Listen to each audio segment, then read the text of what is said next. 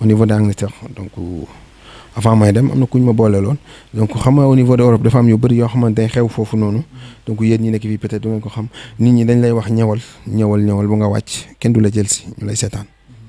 donc xam nga dëkk tubaab bi du fii bu ñu lay jël siwul bàyyi la ngay taxawaal ci mbedd bi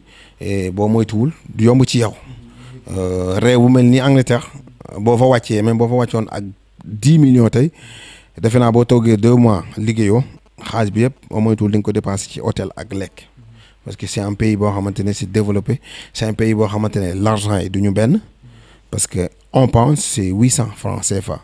donc xam nga loolu boo xoolee 1000 pounds kese day nekk 800 000 CFA donc 1000 pounds au niveau de Angleterre boo ci fayee 10 jours hôtel day jeex est-ce que mat na ko sax du ko mat et donc après bi ma am na ku ñu ma boole loon bu ma nee ci dëkk bi mu bañoon ma jël si donc location bi ma am ni tey jàkkaarloo ak Fissel TV may gërëm. Ndiog Malick sama tonton Angleterre Emma Diatta sama yaay maa ngi koy gërëm bu baax a baax Ablaye Ngom sama frère la kooku sama frère la maa ngi leen di gërëm bu baax a baax donc bi ma waajoo ji jël siwul après ci la ma Ablaye Ngom récupéré dañu essence ci ay kaddu rek mu wax séeréer ma wax séeréer donc ci la ma ne sama mbokk nga c'était vrai mais xamante wuñu donc bi ñu toogee di waxtaan yaayam ku mu bokkal ndey ak baay moom moo ma yoroon ñu doon def ma ko doon dimbale ci ay affaire ay yenn saa yi busal ko ay affaire ay frigo yóbbul ko mu ci la xamante bi ñëw donc après nag ci laa dem Angleterre fa laa toogoon ma toog ci kër googu noonu ba après la suite may xaar sa question ci li ci topp. ba nga eggee Angleterre ban liggéey nga fa njëkk a liggéey foofu noonu. d'accord bi ma yeggee Angleterre bi ma ne cib femme bi jël si wu ma Ablaye Ngom moom ma jël si yóbbu ma kër Ndiog Malick ma nekk fa une semaine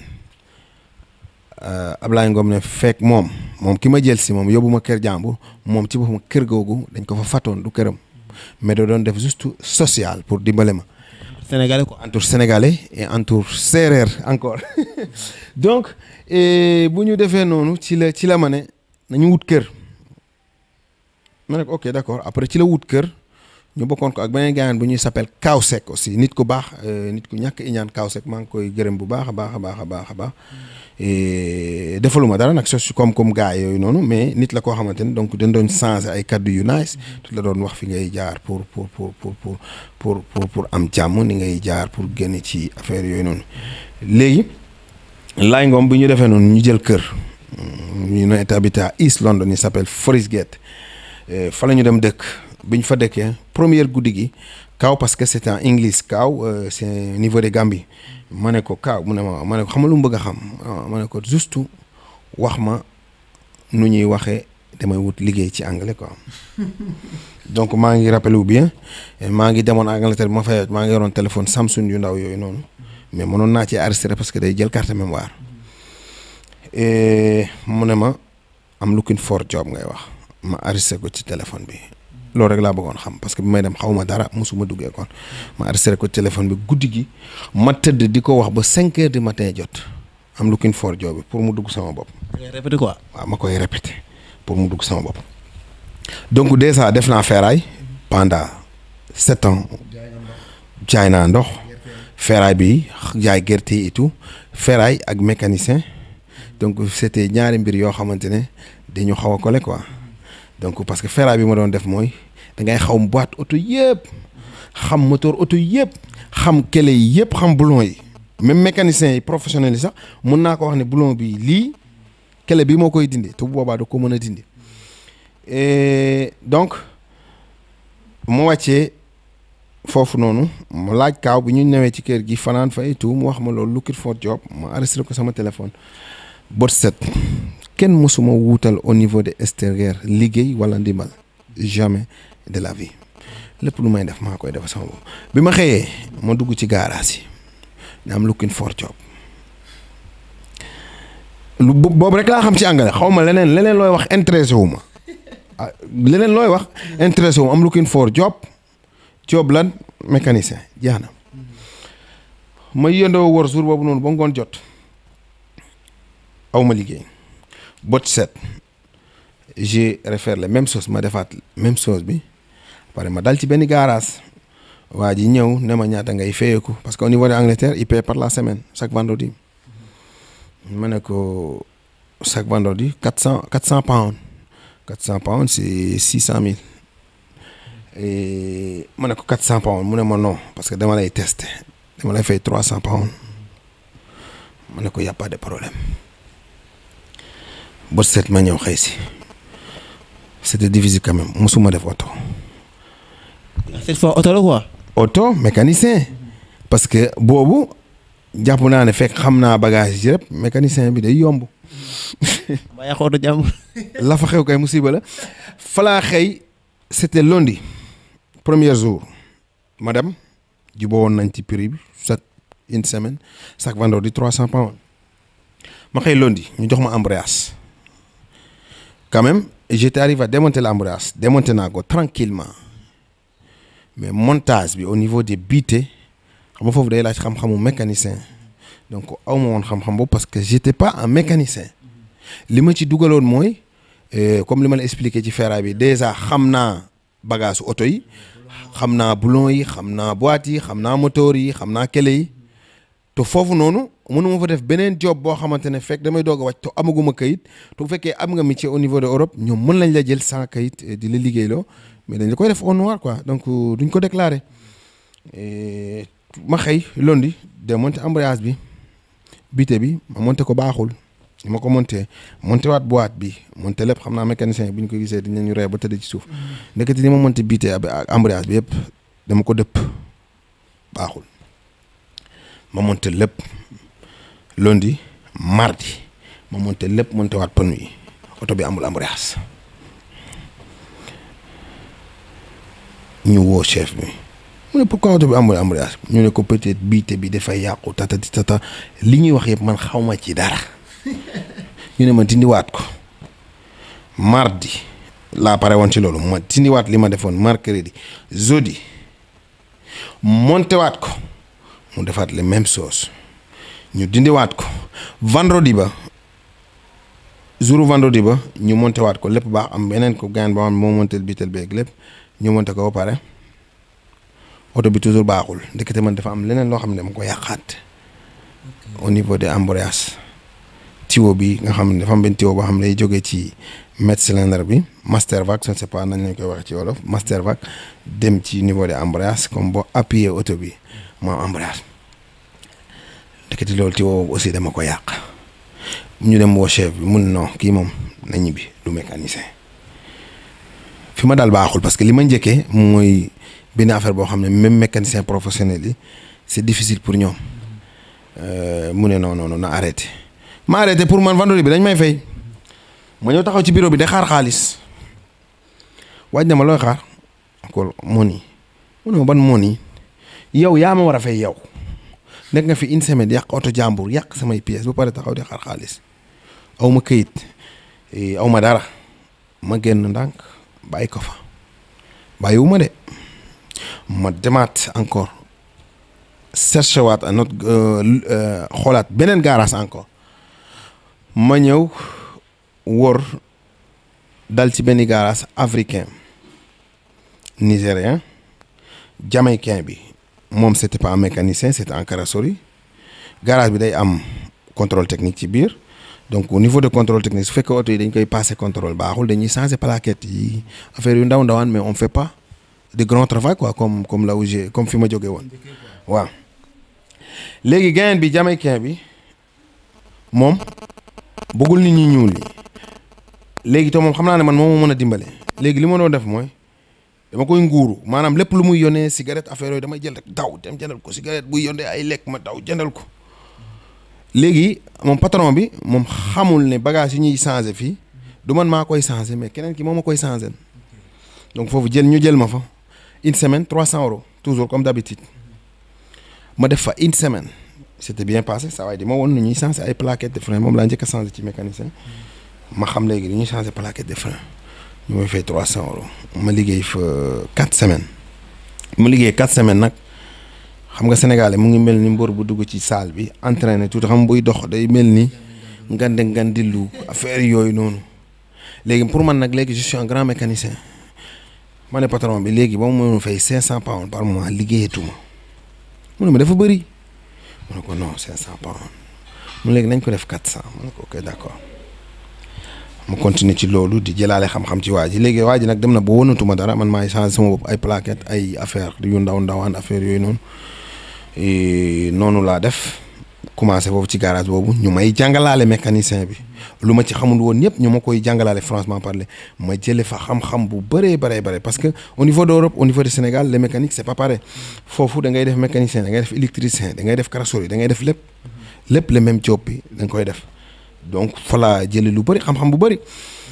mu ma doon fay 400 léegi nag ma liggéeyat fa beneen 3 semaines boobu suñu kër maa ngi fa dëkk man ak Ablaye Ngom sama copain bi ak ku ñuy wax Kaaw Seck am na booy yu bëri yoo xamante ne ñu ngi ñëwoon foofu noonu amuñu fu ñu dëkk ñu fàttoon leen kër gi neex nag xumb xaalis baa ngi am maa ngi liggéey laay mu ngi liggéey Kaaw mu ngi doon liggéey booy yi nii liggéeyu ñu mais ñu ngi leen di yónnee xaalis kër gi xumb neex mënuma woon togg nag mu ne tele lu garaaw bu reetaan léegi ma ne gars yi kër gi luñ fi togg dinaa raxas maa ngi liggéey ci garage bi mu ngi à côté ci kër gi léegi ma ne gars yi lu ñu fi togg rek dinaa ko raxas. comme mënoo togg daal. mënuma togg man maay feetewoo raxas bi on était d'accord pour loolu léegi gars yi di togg may raxas boobu maa ngi ci garage bi dem bu benn jour Abdou Gueye mel ni ngeen bu baax ndeysaan Abdou Gueye jour boobu noonu mu ne ma maam parce que maam lañ ma quoi Saliou bi maam Saliou affaire yooyu noonu maam tey moom yaay togg quoi ma ne ko Abdou Gueye xam ngeen ne mënuma togg mu ne ma da ngay jéem loo jéemul doo ko mën quoi da ngay togg yaasa ma ne ko ok d'accord mu dagg soble bi def ci cin lii togg soos bi moomu naaj ñu teg à côté ñànkatang bi mu ne ma defal ndox ma def ndox def ñànkatang bi mu tooy kenn xamul lan la. mi ngi doon mbaxal. maa ngi ñëw ci loolu mu ne ma def ko sombi moom Abdou Gueye mu def ko sombi man dama naqari deret nag ma ne ko ok d'accord ma def sombi def samay meew et tout affaire yooyu ñu teg ma defar lépp ba mu naaj ma teg woo leen ñoom ñëpp ñëw leen ñu lekk Abdou Gueye mu jékki-jékki rek def nii kuddu bi quoi dugal ko ci sombi bi ne franchement lii lekk walaakaana la quoi. donc ma jóg deretu séeréer bi jóg fekk sombi ñun séeréer yi dañ ko bëgg dañ ko doon lekk et tout ak am na ñoo xamante moom la ñuy lekk ma xalaatee wax ji mu wax rek ma jóg ma saaga ko ndey maam da nga réew ma ne ko non da yow yaa réew parce que xam nga lii lekk la nga ne lii lekk walaakaana la maanaam ñun ñi ko war a lekk ay walaakaana lañu ñu am problème nag kër gi nag commencé di tas fekk ñoom ñoo ñëwoon fekk ñu ci kër gi dem ba commencé di def ay affaire to kër gi sama wetu liggéeykaal nekkoon damay ñëw juste pour li taxoon ma bàyyi liggéey boobu noonu quoi léegi après ñu commencé kër gi commencé jaxasoo nag moom ñu commencé am ak moom problème bu ñu xëyee def comme yëfu jigéen du ñu wax kenn ku ne day romb moroomam kër gi commencé jaxasoo bu ma xëyee naa leen fi bàyyi dem liggéey sama garage léegi ma demee liggéey ma ne fekk kër gi mu ngi waaj a tas naa wax waa ji mu yokkal ma léegi 500 euros ñu ngi woon ci 400 500 pounds baal ma 500 pounds par semaine sinon ma bàyyi dem wuti leneen ma ñëw ne waa ji instant bi nii moom évolué naa ci liggéey bi léegi moom mooy fay 500 pounds par mois 500 pounds par semaine waaj na ma bàyyil ma ne ko non bàyyil ma compter mu ne ma non bàyyil. neexalul la sax. dara mu ne ma bàyyil liggéey bi ma ne ko léegi mën naa compter ci 400 yi mu ne ma non bàyyil ma bàyyi ñibbisi ci kër gi léegi liggéeyatuma laay mu ngi liggéey ak Kaaw yeneen booy liggéeyuñu seen xaalis commencé na jeex parce que dëkk bi dafa métti fol ñu dëkk kër gi commencé am problème léegi weer bu deewatee man fekk liggéeyatuma ñu ngi commencé am problème kii am nag problème kii am nag problème kër gi commencé gars yi xeex fii dugg na fi génn fi yooyu moom jarul nettali commencé indi ay xeexoo ci kër gi kenn ku ne tas booy ñoo njëkk a dem ma des fa maag sama xarit bi laay fa desee laay da doon dem yenn saa yi mu dem fu sori bàyyi ma ci kër gi léegi man liggéeyatuma ma génnaat fekk léegi liggéey bi xam naa ci lu tuuti déjà def naa fi quelques moments yoo xamante ne maa ngi ko doon liggéey ma génnaat def la même chose mais métti woon na nag après ba ma bàyyee garage boobu noonu bi fi ma doon xëccu 500 euros yi bi ma bàyyee war naa liggéey loo xamante ne war na mot ay 1 mois amuma liggéey léegi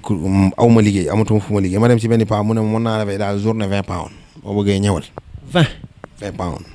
mais amatuma pexe ma dem ci moom boobu maa ngi sakkuwaale beneen xam-xam parce que liggéey bu ma doon liggéey fii ak liggéey bu may liggéey fii c'était tout dans les automobiles mais li électricien la kii day def électricien automobile donc moi j'étais dans les mécanicien automobile mu ne 20 pounds laa la mën a fay par jour. amoo këyit amoo dara. par jour quoi par semaine.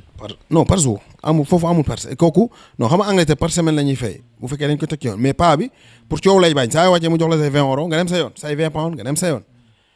ma nangu benn pakistanais saa yoo ma wàccee mu jox ma 20 pounds fekk waroon naa 1 mois amoo liggéey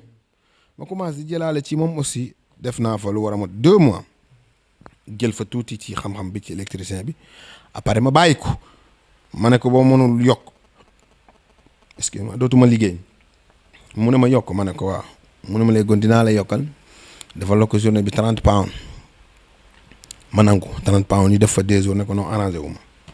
boobu dèjà jël naa 20 pounds yi kër gi fu mu nekk nii boo yi dem nañ laay xam na ne liggéeyu ma bu may xëy du ma ko ne maa ngi liggéey damay dem wuti liggéey laa koy wax parce que 20 pounds yi du ma ko gagné ne jox ko sama grand frère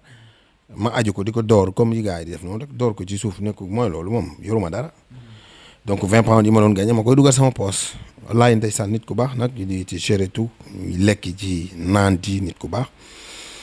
pare ma def ci bu ñu werante ci 30 pounds yi ma def fa 2 jours ci 30 pounds yi ma ne ko c'est fini bàyyi naa ma bàyyi ma bàyyee foofu dem wutiwaat liggéey mécanicien ci la am beneen garage nag foofu moom c'était nice ma ñëwee ñu may fay 600 pounds par mois. ma nekk ci garage boobu nekk fa ba benn jour ma tas BMW mooy oto bi gën a compliqué moteur bi laa tasoon pièce par pièce donc am benn boulon ma fàtte woon am benn colosse bu ma doon démonter far ma door marto bi mu toj ça coûte plus que 2500 pounds c'était jour de vendredi bi ñu ma waree fay. waa ji fay ma ci vendredi bi 600 pounds yi ma ne ko suba moom lundi moom du ma ñëw moom boobu xam naa ne lundi du ma ñëw man du ma xëy si mais waxuma ko dara ñëw toog ci kër gi lundi jot ñu may woo téléphone mu woo ma ne ma xanaa doxee si ma ne ko baax na mënu ma ñëw mu ne ma lu tax ma ne ko kii bi ma yàq noonu mu ne ma noonu loolu garaawul ma ne ko non parce que dama am gàcc ci yàqal bi ma ko yàqal ba pare mu fay ma xaalis bi donc daf ma gêné woon. ma foofu nag laa arrêté ci liggéeyu mécanicien bi nag foofu laa arrêté au niveau d'Angleterre fa laa arrêté liggéeyu mécanicien bi. nga bàyyi mécanicien bi quoi au niveau d'Angleterre quoi. waaw léegi ma bàyyi niveau d'Angleterre ma bàyyi mécanicien bi bi ma bàyyi mécanicien bi ma ñëw toog kër ga laay mu ngi woon restaurant am na beneen boy bu ñu dëkkaloon il s'appelle Hakim il est au restaurant ak beneen boy bu tudd Bass mais déjà boy yëpp demoon nañ maag laay rek ñoo nekkoon ci kenn mais boy yooyu beroon nañ seen yoon dem wut benn nekk dëkk fa. mais c'était tellement difficile quand même yombul woon moom tukki moom yombul donc après ci laa bàyyi foofu niveau de mécanicien bi moom. donc suñu mbokku internet di suñu mbokku téléspectateur ñu ngi toujours ak Saliou Diome nekk un Sénégalais di dund au niveau de l'extérieur voilà donc émission bi à la domaine déjà donc dañuy gën a xuus ci question yi gën xam ka mooy Saliou parce que gis nañ ni il a beaucoup rampé jaay ndox jaay gerte n'est-ce pas def ferraille def mécanicien ba Europe malgré toutes les difficultés donc bu ñu koy résumer dañuy wax ne dans la vie rien n'est impossible donc tey mi ngi Angleterre yàq na oto jàmbur bàyyi na liggéey maintenant daal après ba nga bàyyi foofu liggéey mécanicien bi après en temps ñëw nga Sénégal avant nga dem France wala après nga jógee Angleterre ñëw Sénégal. oui bien sûr parce que quand bi ma arrêté mécanicien bi au niveau de Angleterre et j'étais rentré dans les niveaux des restaurants restauration il était bien payé moo romb lu ñuy payé ci mécanicien yi foofu j'étais gagné 1800 pounds par mois. 1800 pounds quoi. 1800 pounds par mois 1800 pounds par mois boo xoolee 1000 pounds c'est 800 000 yi nga indi 800 pounds donc c'était 1 million et quelque bu teg quoi 1 million teg na donc bi ma bàyyee loolu après ci laa jóg niveau de restaurant bi nag donc xam nga Europe dafa nekk dëkk yoo xamante ne fekk demoo fa di dund li fa nekk yëpp doo ko mën a comprendre doo ko mën a xam exactement lan la dafa nekk dëkk yoo xam ne yow mi fa nekk rek yow mi fa dund yow yaa ko mën a xam bi ma bàyyee mécanicien yi beeg yooyu noonu yëpp dama doon liggéey restaurant léegi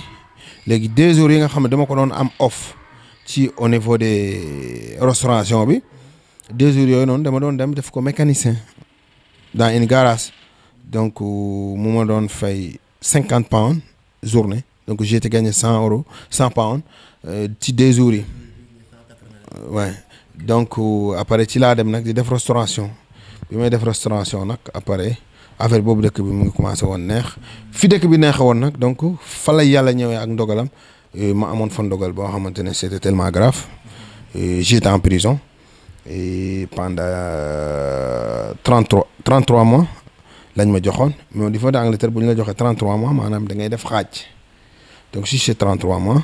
da ngay def xaaju 33 mois yi quoi comme si tu dis 1 mois de prison et da ngay def 15 jours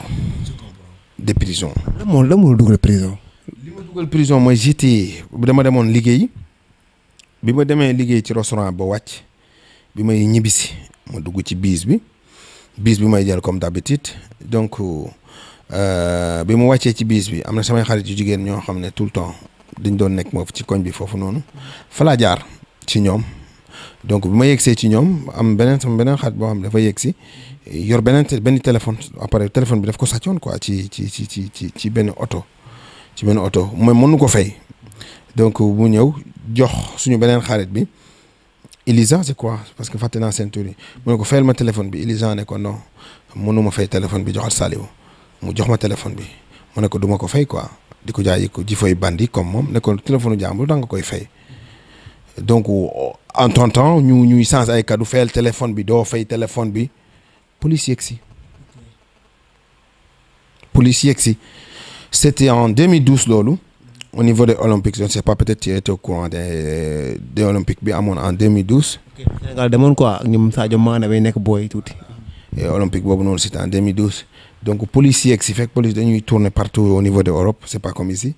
et police yegsi bi police yegsee nag ma daw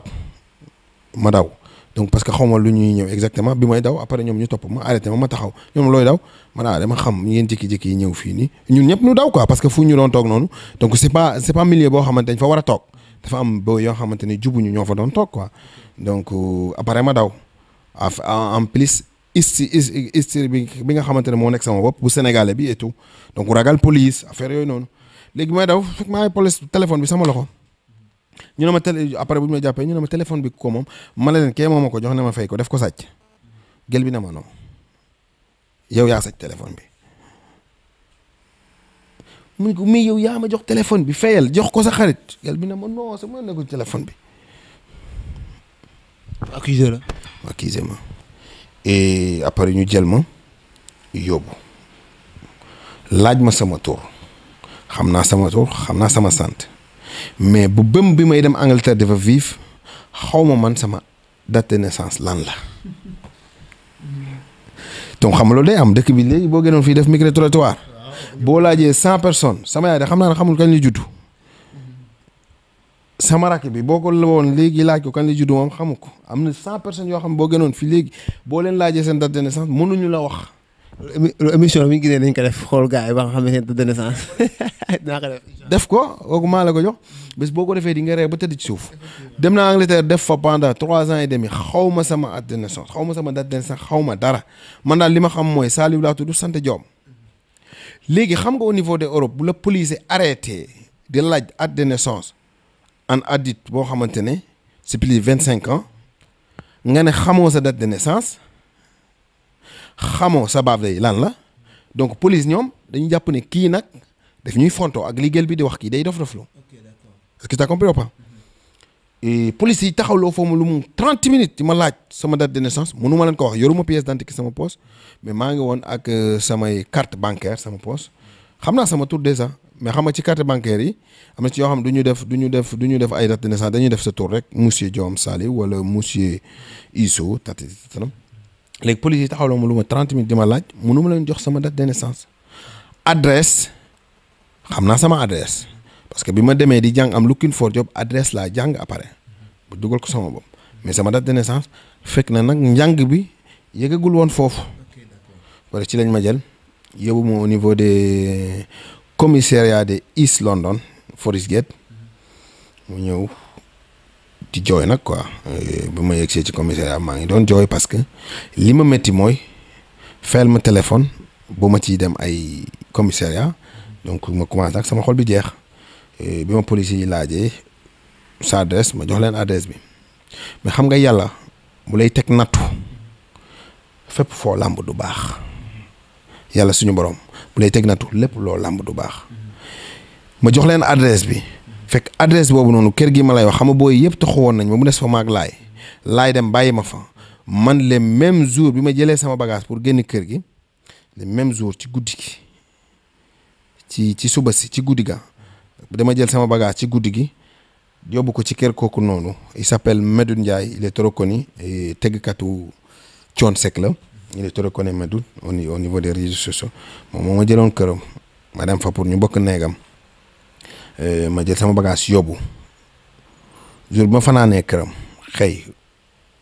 ngoon jot ci laa am problème bi léegi police bi ma jàppee xamaguma adresse su Medoune parce que c'est normal une journée même pas ma jox leen sama adresse bu njëkk au niveau d'Angleterre bu ñu la jàppee dañuy dem sa adresse xool bu fekkee fa nga dëkk te lu ñu lay jiiñ ñi xamuñu ko ñoom du comme au niveau du Sénégal du ñu jël risque di téye nit ci ay prison pour ay caaxaan dañ lay bàyyi nga ñibbi sa kër dañ lay takkal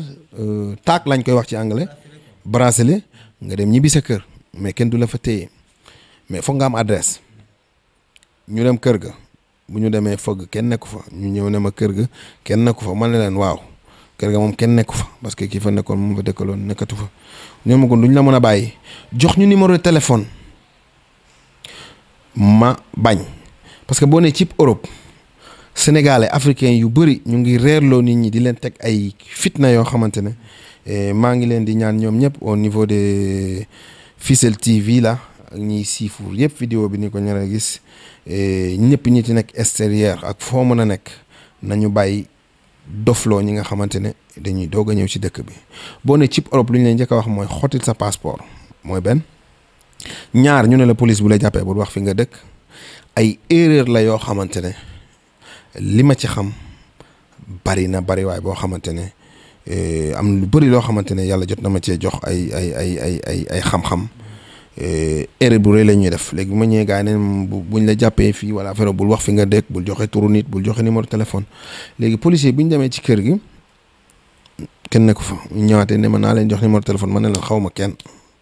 foo dëkk ma ne leen xaw ma kenn I don't know anybody lu ci des prison direct. defeere la. bien sûr parce que xam nga li problème mooy ñoom mënuñu la bàyyi ngay dox nii xamoo sa date de naissance yoruñu sa pièce d'identité amoo adresse bu baax amoo numéro kenn donc au niveau de Angleterre en plus y a des terroristes partout y a des ça y a ça duñ la bàyyi nga dem. fanaan naa fa 2 guddi yoo xamante ne maa ngi ci ñax nguuru Sénégal prison yi nañ ci def yërmande 2 guddi yi ma njëkk a fanaan au niveau de commissariat de East London Forest Gate buñ ma laajoon 10 milliards ma joxe ko ci ñu bàyyi ma ci 2 jours yoon bu ma ko amee dama koy joxe mën naa melaat sama bopp jaay ko to am liberté bi moo ma ko gënal 2 jours yooyu noonu ma fanaan fa 2 jours 48 heures amatuñu droit tey la ci commissariat bi xamoo kenn toujours dañ lay yóbbu au niveau de côte tribunal léegi tribunal Angleterre dañu am beneen système boo xamante ne bokkul ak français yi Angleterre dañuy am ñaari tribunal dañuy am lu ñuy wax magistrate court am lu ñuy wax crown court donc crown court mooy fi nga xamante ne yow da nga bañ tëdd ci suuf ne liñ lay jiiñ defoo ko fan lañ lay attee bu ñu demee ba yegg foofu mais court bi ñu lay njëkk a yóbbu mooy magistrate court dañ la fay yóbbu nga ñëw jàkkaarloo ak juge bi mu ne la monsieur Diome nga ne waaw ñu ne waa téléphone bii nga yoroon sa loxo ñu ne yow yaa ko jël te jëloo ko est-ce que yaa ko jël wala yaa ko jël jëloo ko wala yaa ko jël donc ma ne la jëluma téléphone bi ndaw see ma ko jox ma fayal ko ma bañ police bi muy ñëw ñu daaw ñun ñëpp ñu jàpp ma ak téléphone bi mu ne ma oui ma ne ko oui jeex na loolu rek la le juge bi di laaj ko ci magistrat court bi parce que su fekkoon da nga présenté wu directement nga wax waaw maa ko def waaw voilà coupable bi donc dañ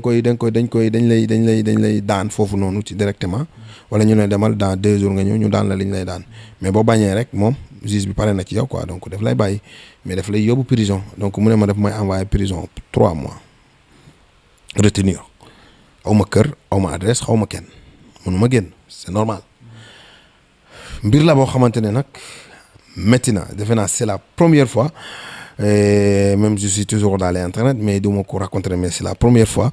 mais ku mel ni yow ku toog ak moom dafa am lu bëri loo xamante nit ñi dañ ko war a xam ci yow juge bi envoyé ma au prison pendant 3 mois ma dem nekk prison 3 mois ñu indiwaat ma ci Grand Côte les Grand Côte boo delloosee mooy tribunal bi nga xam ne moo gën a màgg bee tuuti boo ci ñëwee juge bi lu mu lay laaj mooy mais au final xamati woon naa sama acte de naissance parce que lii problème mooy ñoom xam nga bu ñu la jàppee ba nga teg sa plainte yi rek donc lépp loolu nëbbu day feeñ au niveau de Angleterre sax ñoom toll nañ léegi foo xamante ne système bi nekkatuñu sax di teg ay baaram dañuy jël kii ngeen di dugal ci seen nopp yi xaw ma nu mu tudd cotton bud la tudd ci anglais li ngay dugal ci nopp yi waaw léegi ñoom dañuy dugal sa gémmiñ rek xam fi ngay jógee xam sa lépp donc jeex na donc boobu xam ñu wax ma nag man sama acte de naissance buñ ma laajatee lu may wax léegi jàpp naa ko dugal ko sama nopp léegi bi ma demee prison 3 mois laa fa nekk 3 mois yi jeex ñu indiwaat ma devant le juge boobu aussi laaj ma monsieur Diome where you from I'm from Sénégal laa dëkk date de naissance tatata mu ne la liñ lay doon jiiñ ndax sa conscience ñëwaat na ci 3 mois yi da ngay nangu wala déet mu ne ko jamais duma ko mos a nangu du ma nangu lu ma deful ma ne ko non juge bi envoyé ma 3 mois encore ma war a xaaraat pour jugement bu mag bi ñëw ma dem defaat 3 mois muy 6 mois 6 mois yi bu mu jotee ma dellu si waat tribunal bi ma dellu see ñuy def lu ñuy wax traire xaw ma traire nu ñu koy waxee ci français sax maanaam léegi juge bi nekkatul juge bay décider Saliou dañ ko jiiñ ne moo jël téléphone Saliou jëlul téléphone day am 15 personnes yoo xamante ne ñoom ñooy ñëw déglu ndaw si lu muy wax ak Saliou lu muy wax kan moo ci am dëgg. jugement bi daal en général comme ni ñu koy defee Sénégal fii nii. mais ñoom boo tolloo ci fi nga xamante ne ci traire lañ koy wax ci anglais amatul juge bi nekkatul juge bi moo leen di siise dañuy jël benn journaliste yaa ngi nii jël benn caméraman jël keneen léegi yéenay juge monsieur Diome mais pas juge bi yéenay déglu li monsieur Diome di wax ngeen xalaat ak seeni xel nga xam ne tubaab yi bokkuñu ak ñun. Afrique y a des psychologues des docteurs des spécialistes. dañuy jël nit ñooy toog déglu li monsieur Diome di wax ndax dëgg la wala du dëgg léegi 5 personnes yi bu ne monsieur Diome lu muy wax mooy dëgg 10 personnes yi ñu ne monsieur Diome lu muy wax du dëgg dañuy reporté waat affaire bi dañ koy reporté waat léegi su fekkee 7 yi dañu ne monsieur Diome lu ñu wax moo ko def 7 yi ñu ne monsieur Diome lu muy wax du dëgg dañ koy reporté waat donc mais monsieur Diome bu amee juste 8 personnes yoo xam ne dañu ne deful yeneen 7 personnes yi moo def monsieur Diome day gagné léegi bu ñu yegee foofu ndaw si ñëwatul quoi parce que xam na ne léegi il a marre te day fen ñëwul après juge bi décidé ne ma def may bàyyi mais léegi juge bi xam bu ma bàyyee dama amaat beneen problème boo xamante ne aw ma droit nekk ci dëkk bi di fa dund parce que aw ma këyit. dañu doon ji ñoom xam ne dafa doo quoi mais da nga am beneen problème mooy amoo këyit quoi. problème boo xam ok d'accord. amoo droit nekk ci dëkk bi parce que sa visa jeex na et donc nag foofu nag ci la mbir yi gën a méttee nag après juge bi moom daf lay bàyyi mais au niveau lu ñuy wax immigration ñoom dañ lay téye duñ la bàyyi parce que dañ lay wax ne ok monsieur Diome d'accord nañ yow léegi juge bi bàyyi na la mais ñun léegi amoo droit nekk ci dëkk bi dañ lay yóbbu sa dëkk nga ne leen non du ma dem sama dëkk pourquoi monsieur Diome doo dem sa dëkk waaye parce que sama dëkk lii dama fa am lii gars yi lu ne la ñuy raconter et man nag yooyu yëpp fekkuma ci woon dañ lay yóbbu sa dëkk man leen da ngeen may yóbbu ñu ne waaw ma ne ah man de bañu maa dem sama dëkk man suba bu ngeen ma yóbbu woon sama dëkk damay dem ñu ne ma oui man ne waaw luy loolu man sama dëkk man fa laa dëkk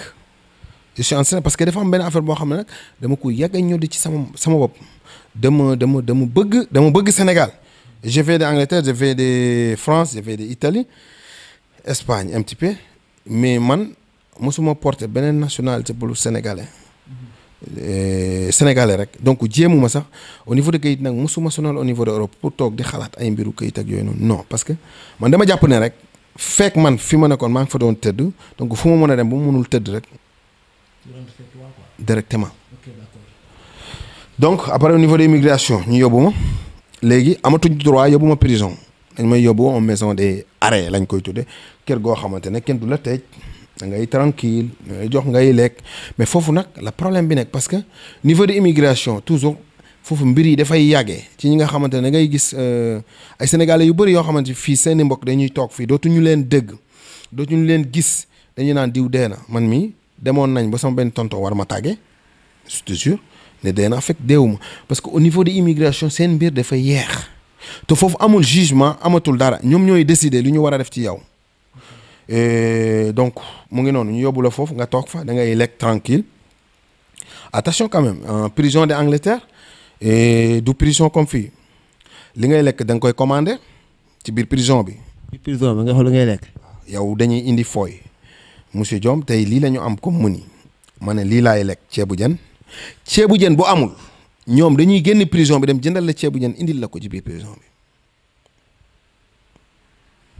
prison nga wax. ci biir prison bi. kaso. ci biir kaso bi bu fekkee da nga commandé ceebu jën amul ñoom dañuy génn ci biti dem jënd ceebu jën indil la ko parce que ñoom déjà commandé nga ko ñu bindi oui bu amatul du sa problème ñoom dañ koy dem jënd indil la ko ci biir kaso bi t'as tous les droits. foofu kaso bi ñaar ngeen tëddee benn ñaaram ñett ñeent. non kaso bi benn nekk chaque personne il a sa chambre tranquille sa télé sa téléphone bi nag attention du gratuit yaay jënd sa crédit boo amatul xaalis moom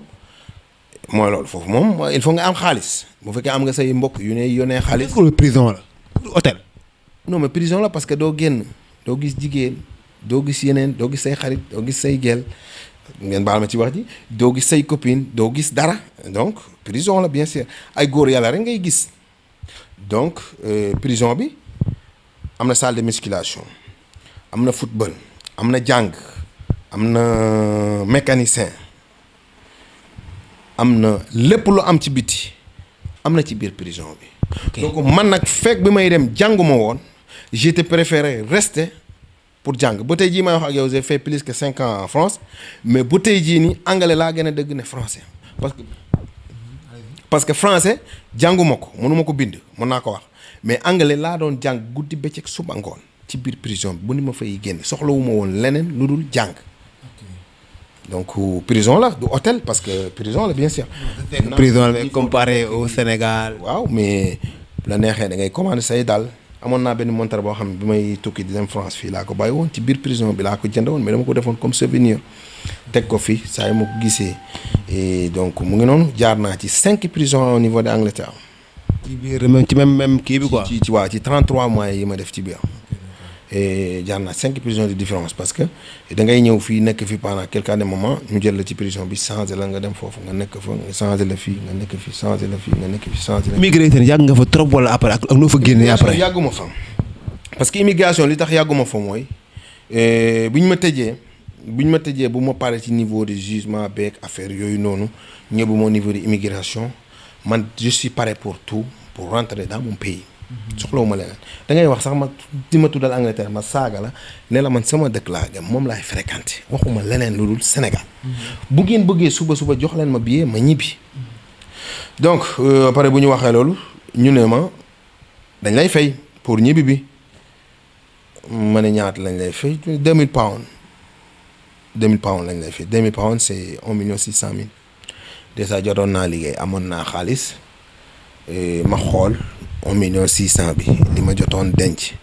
ma xam ne bu ma fi toogee damay perte sama temps ji pire day yàgg du ma gaaw a génn parce que da nga fay gis ñu def 4 ans au niveau de l'immigration duñ leen bàyyi 5 ans duñ la bàyyi 3 ans duñ la bàyyi mais nag li ma gënoon yokk pour ma ñibbisi sama papa gaañoo na boo def 6 mois j'ai pas au courant. yaa ngi immigration. boobu maa ngi immigration léegi li waroon loolu mooy téléphone bi da ngay fay sama papa muy mbir moo xamante ne. loolu météo na de. trop parce que dama ne dootuma ko jooy laa yow mi dina dama koy ñaanal sama papa jooy naa ko ay fan feebar ay fan ci biir immigration jour bu ma njëkkee woote sama yaay laa woo téléphone ñuy wax mu ne ma sa mag bu jigéen bëggoon la reyal nag mu ne ko rey nag ci lan mu ne ma ci sa dëju papa bi ko ban papa mu ne ma sa papa gaañu na gis na téléphone bi ma yoroon foofu noonu sama nekk ama ko toj commencé nag prison bi ci biir foofu noonu di fa ay jafe-jafe nag commencé di fogg fu ne di yuuxu mu tubaab bi moom dañu respecté doomi aadama falaa nekk di jooy ñu jël ma yóbbu ma hôpital teg ma fa wutal ma gardien parce que dañu bañ nga daw dafa am ku lay garder spécial mu métti woon trop nag parce que boobu paa bi comme li ma lay expliqué sama papa sama xarit la woon gaañu na ba mu 6 mois j'ai pas au courant ndax ñàkk crédit bu ma woote xamoon naa ay nit Angleterre mais comme lu ma la expliqué amatuma woon benn numéro de téléphone parce que téléphone bi déjà sama téléphone bi nga xam ne téléphone personnel tu peux pas rentrer mënoo dugg ak moom ci biir prison bi dafa am téléphone spécial boo xamante ne numéro bopp booy woo ñoom xam nañ li ngay wax ak li ngay woote donc doo woote ak sa téléphone mais da ngay am téléphone boo xam ne c'est comme un cabine téléphone quoi sa table ci sa table à côté ci sa télé bi donc mu ngi noonu boobu nag ñibbi bi kenn maa engagé nag ma ne dama ñibbi soxlaatuma ci dëkk boo xëyoon di ma fay 1000 pounds par jour au niveau de Angleterre c'était bon soxlaatuma ko. ñibbisi moo la gënal ko. ñibbisi gis sama mère gis famille bi gis njaboot ji parce que boobu paa bi gaañu na métti na ma amatuma woon beneen choix ma ne leen damay ñibbi ñoom au lieu ñu ne ma moom ñibbil man maa leen di soññ pour ñoom ñu jëndal ma billet ma ñibbisi ñoom. ma leen di naan damay ñibbi ñu naan ma mënul demee nii ma ne leen non ñaari mbir moom mun a am damay ñibbi ñu nekk di dof-doflu tous les jours ci biir kii bi boobu dama entraîné nag boree nag gars yi ragal ma lu ne laa doon def amatuñu man benn droit ñoom c'est fini parce que li problème mooy léegi ñoom amatuñu droit ci ma parce que nekkatuma prison léegi man maa nekk seen territoire léegi dama bëgg a ñibbi normalement dañ ma war a jëlal vol le même jour bi man ma ñibbi amatuñu droit téye ma donc foofu nag. yow yaa am droit yaa am tous les droits lu la neex ngay def ma ëppal ci nag lu ma neex laay def ku wax ma saaga la ñu xeex ma ne leen ñibbi rek Sénégal